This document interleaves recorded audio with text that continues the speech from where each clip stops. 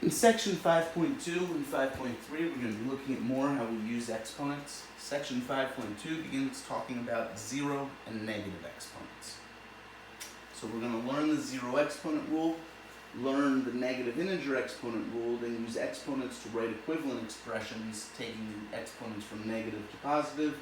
We're going to use all the rules that we learned in 5.1 and 5.2 together to simplify a bunch of more difficult problems, and then we're going to look at how to use them with variables.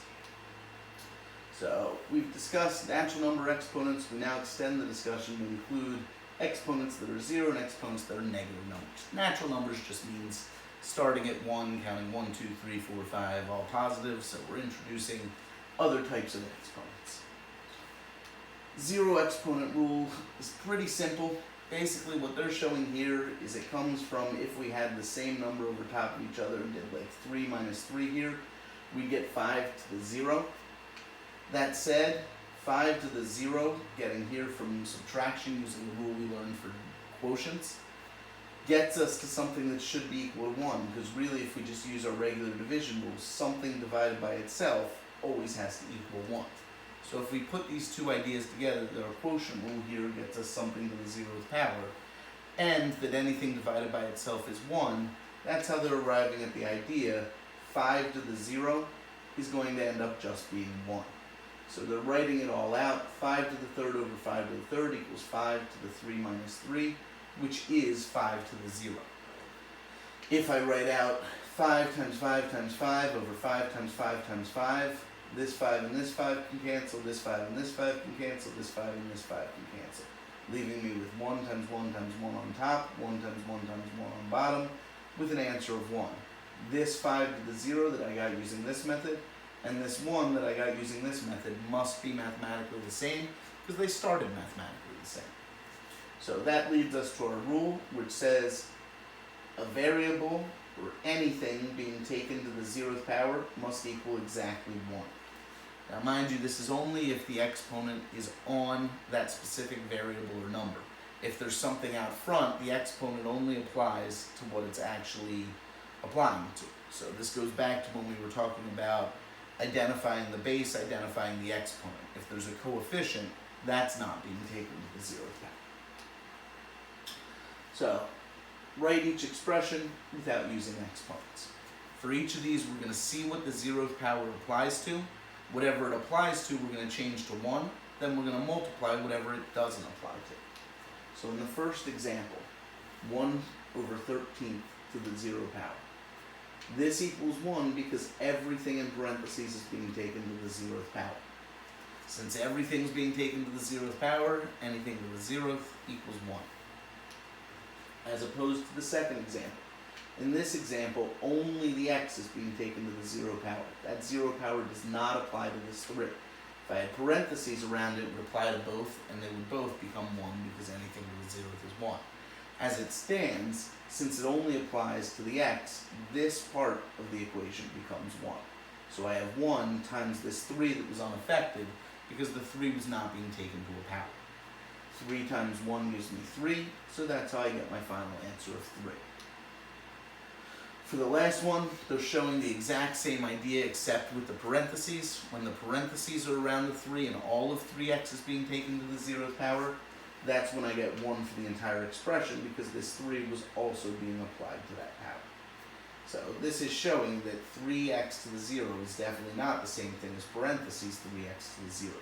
Here that 0 only applies to the x. Here the 0 applies to both the 3 and the x. So let's look at what happens when we try and do the quotient rule. 6 over 2 divided by 6 over 5. What we end up getting is 6 to the 2 minus 5, which is negative 3. That's what they're showing down here. If we write it all out, we see that what actually ends up happening is 2 of the 6's on top, cancel the 2 of the 6's on bottom, and leave me with 3 more on bottom. So on top, I'm just left with 1, the placeholder in fraction. On bottom, since I have 3 6's, it's 6 to the 3rd. What we're seeing is that 6 to the negative 3 must be equal to 1 over 6 to the 3rd. The problem is that in math, we don't want any negative exponents. When we get to a final simplified answer, we want to make sure any exponents that are negative, we change to positive. So if I ended up with an answer of 6 to the negative 3, that's not mathematically correct until I rearrange it and instead call it 1 over 6 to the third. So in general, we have the following rule: x to the negative n equals 1 over x to the n. So x to the negative n is the reciprocal of x to the n. Note that I could have a negative exponent on bottom of a fraction. In that case, it works the exact opposite way. If it's negative on bottom, we move it to the top and make it positive. So a negative exponent basically indicates that it's on the wrong side of the fraction line. If I have a negative exponent, I want to change the side of the fraction line that it's on and make it a positive exponent. So negative exponent understood over 1. Let's move it to the bottom as a positive exponent. Definition of a negative exponent states that another way to write x to the negative n is to write its reciprocal, changing the sign of the exponent. We can use this to write expressions that contain negative exponents as expressions without negative exponents. So if we start out with 3 to the negative 5, that negative 5 applies to the 3, and it basically says, well, instead, let's write it as 1 over 3 to the positive 5. Same idea here, that negative 3 applies to the entire negative 2. So let's write it as 1 over parentheses negative 2 to the third. This is showing how each of those is done out. 3 to the negative 5 becomes 1 over 3 to the positive 5. I can evaluate that by putting that into my calculator and finding an exact numerical answer because there's no variables in the problem. There's definitely some problems in Cengage that ask you to do this. Note that here I can take the negative 2 to the third to the bottom. It's now written with positive powers. Exponents are what can't be negative.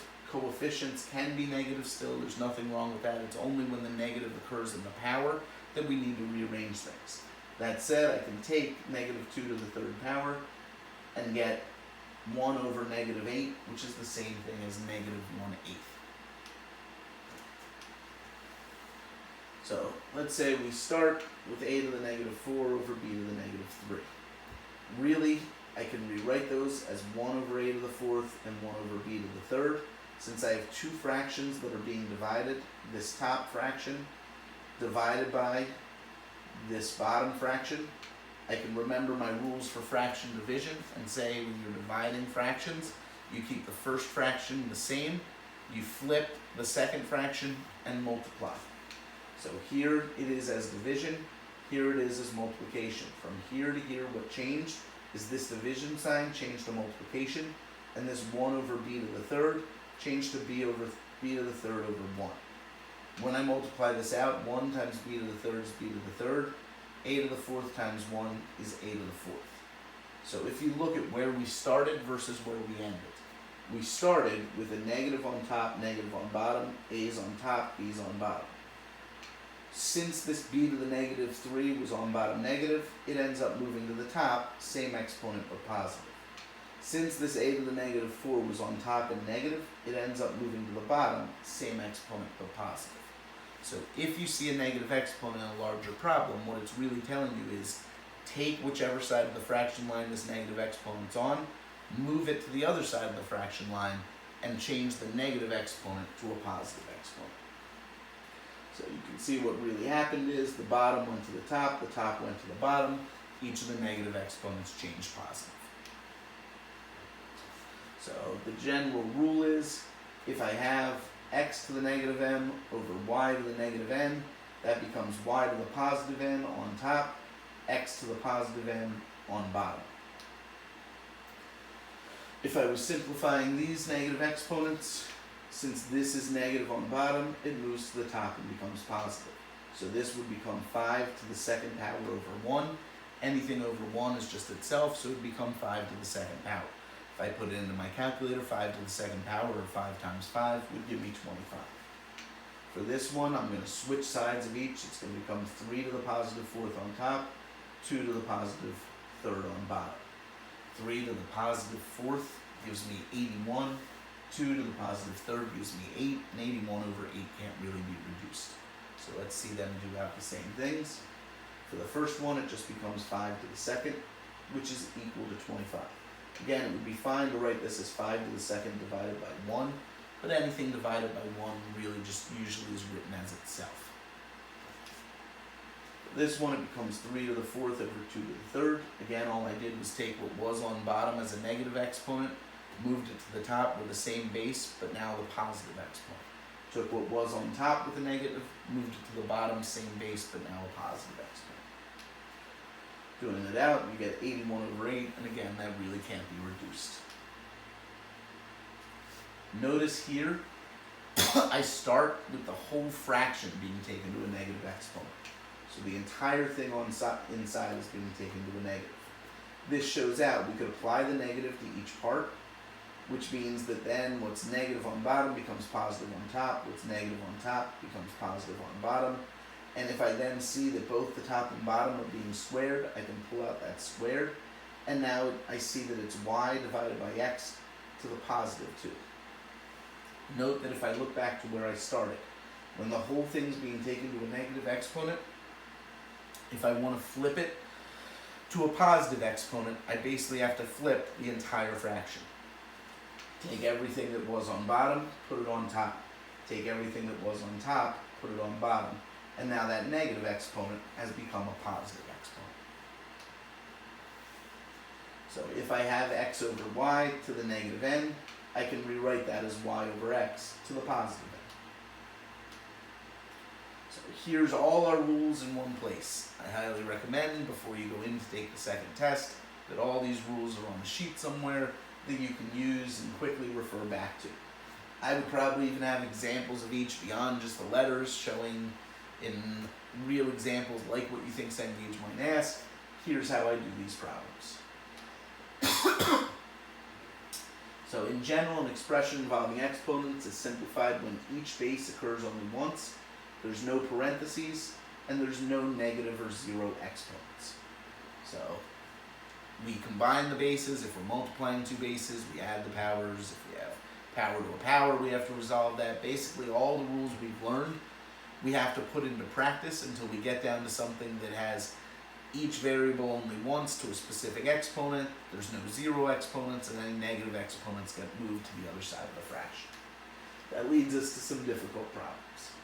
So, when I look at A, there's two different rules at play here. It's power to a power, and it's a negative exponent. I can do these in either order, so I'm not sure the way they're going to do it, but the way I would do it is I do power to a power means multiply. 2 times 3 gives me negative 6. I'm sorry, negative 3 times 2 gives me negative 6. If I then have x to the negative 6, I'm going to rearrange it as 1 over x to the 6th. For this problem, I'm going to start out with my quotient rule. Power on top minus power on bottom. In this case, that would give me x to the 3 minus 7, which is x to the negative 4.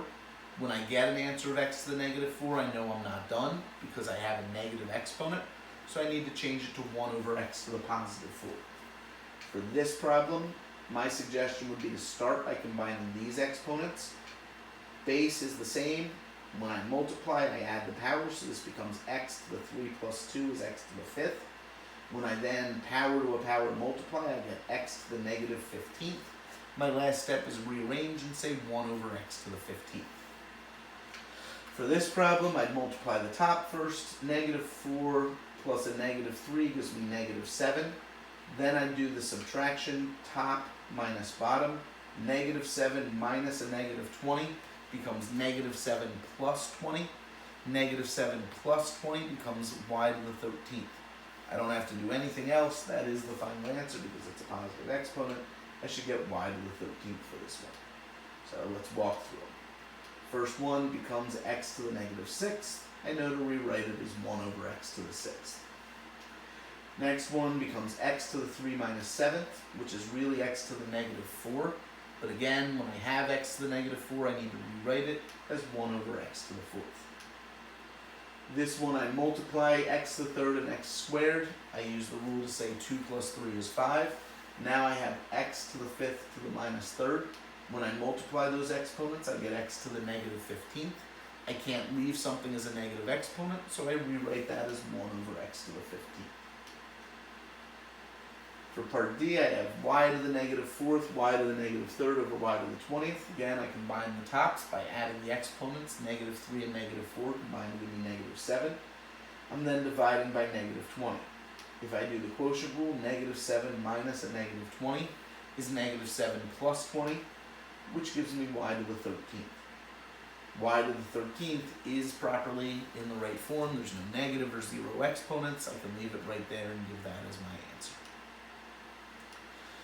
I also need to worry about how to do this with variables. So for part A, when I have x to the n over x to the n, that really gives, 6 to the n over 6 to the n, that really gives me 6 to the 0, or just 1. For part B, x to the 2m times x to the 3m, I'm multiplying two bases. When I do that, I add their exponents. 2m plus 3m would give me 5m. Finally, for part C, I have y to the 2m over y to the 4m. I subtract when I have a quotient. So 2m minus 4m gives me negative 2m. When I have a negative, I take it to the bottom and write it as a positive. So my final answer is 1 over 2m. Seeing these done out step by step, for the first one I get 6 to the 0 when I subtract the exponents. Since anything to the 0th power is 1, I write my final answer as 1. Here when I have x to the 2m times x to the 3m, I add together 2m plus 3m. That's how I get x to the 5m. When I do y to the 2m over y to the 4m, I'm subtracting the exponents. 2m minus 4m gives me negative 2m. I can't leave it negative, so I want to rewrite it as 1 divided by y to the 2n. Next part of this is scientific notation. If you've seen scientific notation before, hopefully it's not that bad. Really what we're going to concentrate on is how to move the decimal point. I will say that if you have a calculator, these become much easier. A lot of times you can put these just directly into the calculator to get an answer. There's times where you have to be ready for it to say e to the negative something, or to tell you that it doesn't fit on the screen. So the first time that happens, hopefully you recognize why your answer needs to be written a different way. Basically, your calculator is showing you how to do it in scientific notation when a number gets too big. That said, where we're going to start is just an idea of what scientific notation is. Then we're going to get into what we really want to do, which is starting in scientific notation, go to standard notation, and starting in standard notation, go into scientific notation. That's really the way the questions are going to be asked for you. You're going to get problems where here it is in standard, write it in scientific, or vice versa. So this is showing why scientific notation is important. A lot of you guys want to go on and take science, chemistry, other classes that are going to help you towards your degree. Those require you to understand scientific notation. A lot of it happens in scientific notation because of how large or small numbers get. Specifically, the distance from the Earth to the Sun is 150 billion kilometers. I don't necessarily want to write 150 billion if I'm using this in a formula. I'd rather use scientific notation, say this is 1.5 times 10 to the 9th, or maybe 8th. Let me see. 1, 2, 3, 4, 5, 6, 7, 8. Same idea if I had impossibly small numbers. Instead of writing something as 0.0000256 inch, it's easier to write them in scientific notation. So scientific notation is a number that's written as something as a single digit number between 1 and 10. So when it says including 1, it can be 1 times 10 to the something and be written in scientific notation. It cannot be 10 times 10 to the something, because 10 has 2 digits, a 1 and a 0. The highest number that can be written in scientific notation as far as what's out front being multiplied is 9.99999, however many nines you want to go to. Basically, once you get a second digit, it's no longer in scientific notation. So the first thing in scientific notation has to be a single digit number, 1, 2, 3, 4, 5, 6, 7, 8, 9. You can have point something after it, and then it's multiplied by some power of 10. When I say some power of 10, basically ends up looking like n times 10 to the power of something. These are scientific notation numbers. 3.9, where 3 is a single digit number, times 10 to the 6th. 2.24, where 2 is a single digit number, times 10 to the negative 4. And 9.875, where 9 is a single digit number, times 10 to the 22nd. You always have a decimal between 1 and 10 that goes in this part. Again, it doesn't have to be a decimal, it could be a whole number. And then multiplied by 10 to some power on the 10. To write a number in scientific notation, we first determine n, then n. So the first thing that we would determine here is what's the first single digit number that I see that's non-zero. First one I see is this 1. So in scientific notation, it's going to start out as 1 and then a decimal point, and then I'm going to include any non-zero numbers that come after. The only non-zero number after 1 is this 5. So it's going to be 1.5 times 10 to some power. So we've now identified what the outside capital N is. It's 1.5. Now that we have 1.5, we need to say how many 10s do we need to multiply it by to turn it into this 150 billion. So the way that we do it is we start here where the decimal point would be, and we say if we want to move it, how many times do we have to move it? 1, 2, 3, 4, 5, 6, 7, 8. I need to move the decimal point 8 times in order to get it where I want it in the problem. So as you can see, it goes 8 places. Since it goes 8 places, 10 to the 8th is what I need to multiply it by. So the number becomes 1.5 times 10 to the 8th. Written in scientific notation, I should be writing 1.5 times 10 to the power of 8. If you put 1.5 times 10 to the power of 8 into your calculator, and your calculator has enough space to show it, it will show it as exactly 150 billion, the same way that we had it here. If we go from scientific notation to standard form, really all that we're doing there is multiplying by 10 with however many zeros. So if I'm trying to do 9.3 times 10 to the 7th, that's really 9.3 times a 1 with 1, 2, 3, 4, 5, 6, 7 zeros. That's how I wind up with 93 billion. I also could see it as, well, it started here at 9.3. If it's being multiplied by 10 to the 7th, I need to have 1, 2, 3, 4, 5, 6, 7 places before I get to the final decimal. The tricky part here is that I count the place that has this 3. So even though there's not actually a 0 where that 3 is, anything after that first digit counts as having a 0 there, basically. So there's 7 numbers after the first digit. That's why it's times 10 to the 7th. This is showing that if we wanted to do 5.32 times 10 to the 5th, we'd move it 1, 2, 3, 4, 5, and get 532,000. When you do something to the negative exponent, you need to remember that things with negative exponents are very small, things with positive exponents are very large. So if I want to make something very small, I move the decimal point the other way. The decimal point starts here, well, let's say here, I move it 1, 2, 3, 4. Whenever you're doing negative exponents, you can see that it always has to have that number of zeros in front of your first number. That said, you have to count the 0 before the decimal point. So if I count this 0 before the decimal point, there's 1, 2, 3, 4 zeros before I get to my first numbers. If I do something times 10 to the 0, I need to remember 10 to the 0, just like anything else to the 0, equals 1. So multiplying something by 10 to the 0 just multiplies it by 1. If the exponent on 10 is positive, move the decimal point the same number of places to the right as the exponent. If it's negative, move the decimal point the same number of places to the left of the absolute value of the exponent. So again, you're going to get used to it as you do more and more problems, but basically negative exponents, really small numbers, less than 1. Positive exponents, really big numbers, bigger than 1. So if we wanted to convert these to standard notation, 3.4 times 10 to the 5th, I'd move 1, 2, 3, 4, 5, so it would be 34 with 4 zeros, or 340,000. For this to be times 10 to the negative 4th, I'd move 1, 2, 3, 4, so I would end up with 0.00021. Again, including the 0 in front of the decimal, it would be 4 total zeros. So let's see how they look. 3.4 times 10 to the fifth, they're multiplying by 100,000 and get 340,000. Again, I think it's easier to see by counting the decimal places, but this is valid as well.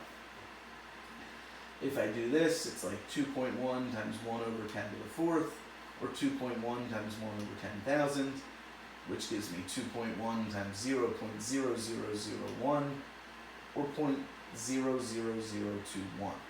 Again, all of this is a valid way to get there. For me, when I'm doing negative exponents, I just start by putting a 0 in front, decimal point, and then keep doing zeros until this one, plus however many I've done, equal the negative exponent. So 1, 2, 3, 4, I have 4 zeros, now I can write my number. I'm not really going to ask you guys to perform any computations with these scientific notation numbers, but I do want you to see how it would be done. So I think I'll probably ask you guys one in the discussion board question, but basically, if you have something like light from Sirius reaches Earth in about 70,000 hours, if it travels approximately 670 billion miles per hour, how far from Earth is Sirius? So what I would have to do here is multiply these two numbers. When I multiply these two numbers, they both start pretty big. It's going to get something obnoxiously big. So instead, we're going to work in scientific notation. So we are going to transfer the two numbers into scientific notation. The first one becomes 6.7 times 10 to the 8th. The second one becomes 7.0 times 10 to the 4th. Basically, the best way to handle these is to do coefficient times coefficient, exponent times exponent.